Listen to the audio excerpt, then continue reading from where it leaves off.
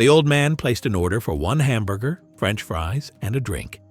He unwrapped the plain hamburger and carefully cut it in half, placing 1/2 in front of his wife. He then carefully counted out the French fries, dividing them into 2 piles, and neatly placed 1 pile in front of his wife. He took a sip of the drink. His wife took a sip and then set the cup down between them. As he began to eat his few bites of hamburger, the people around them were looking over and whispering. Obviously, they were thinking, "That poor old couple, all they can afford is 1 meal for the 2 of them." As the man began to eat his fries, a young man came to the table and politely offered to buy another meal for the old couple. The old man said they were just fine. They were used to sharing everything. People closer to the table noticed the little old lady hadn't eaten a bite.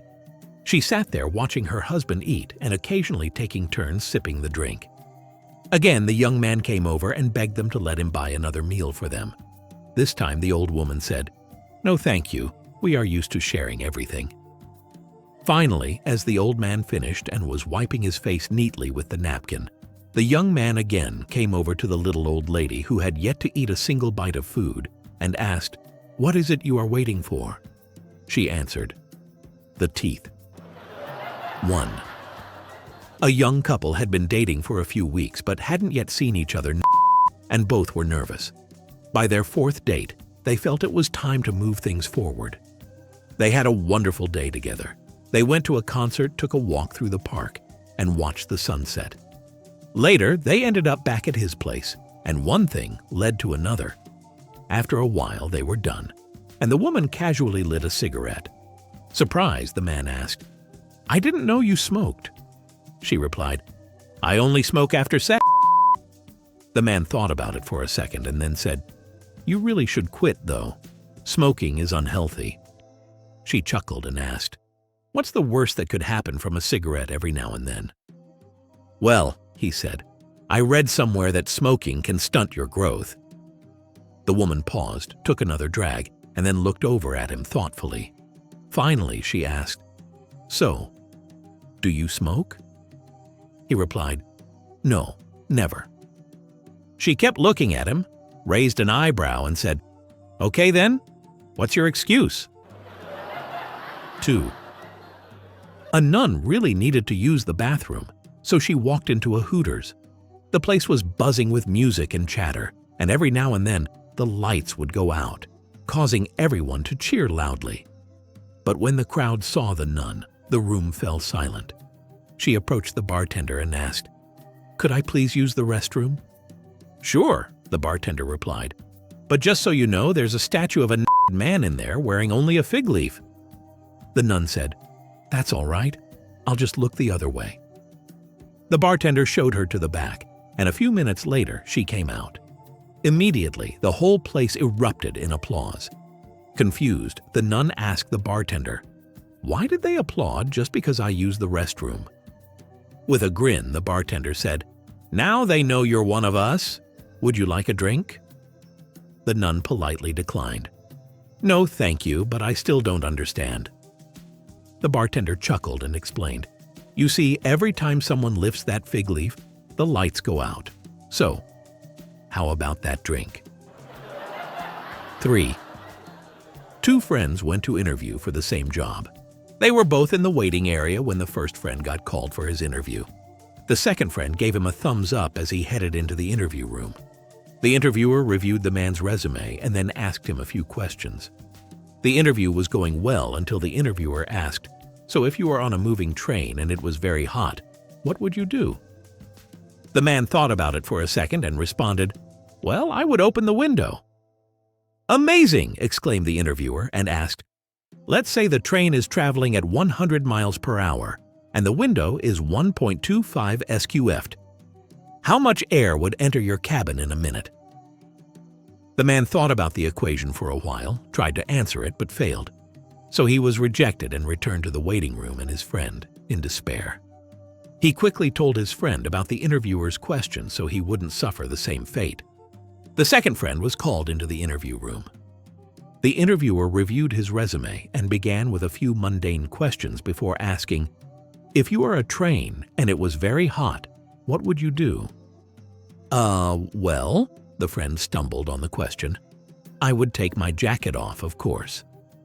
The interviewer responded, "Well, what if it was still too hot?"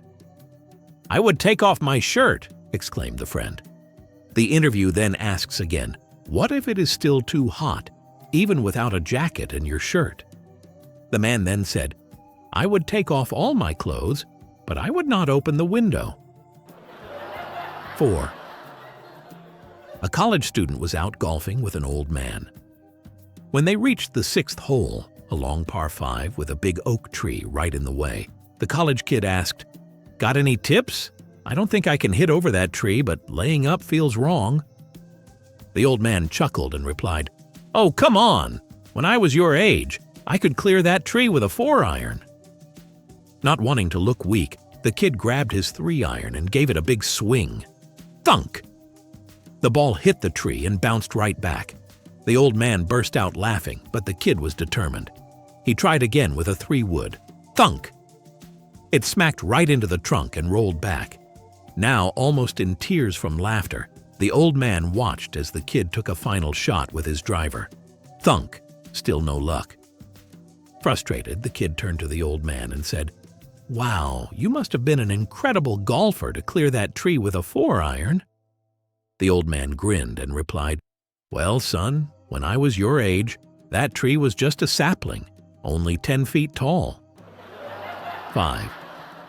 Russ and Fred, 2 friends, met in the park every day to feed the pigeons, watch the squirrels, and discuss world problems.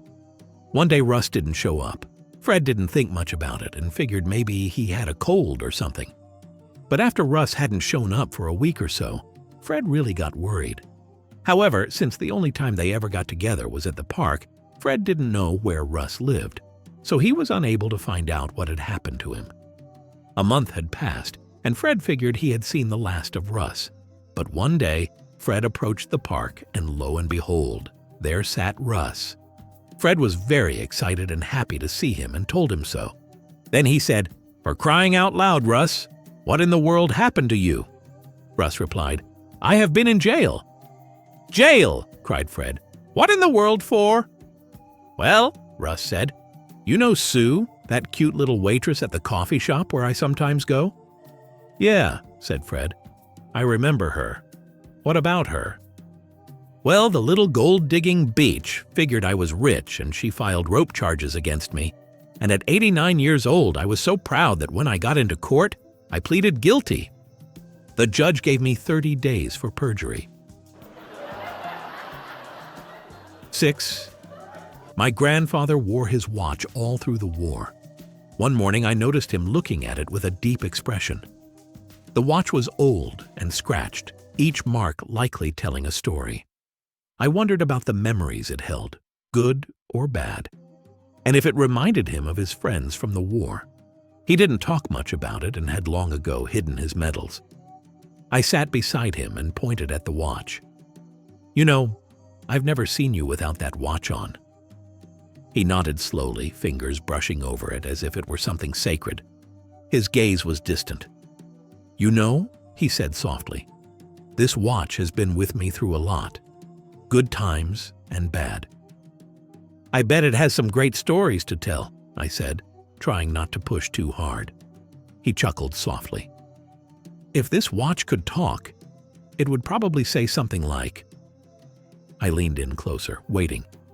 "Yes?" He smiled gently. "Did I ever tell you the time?" 7.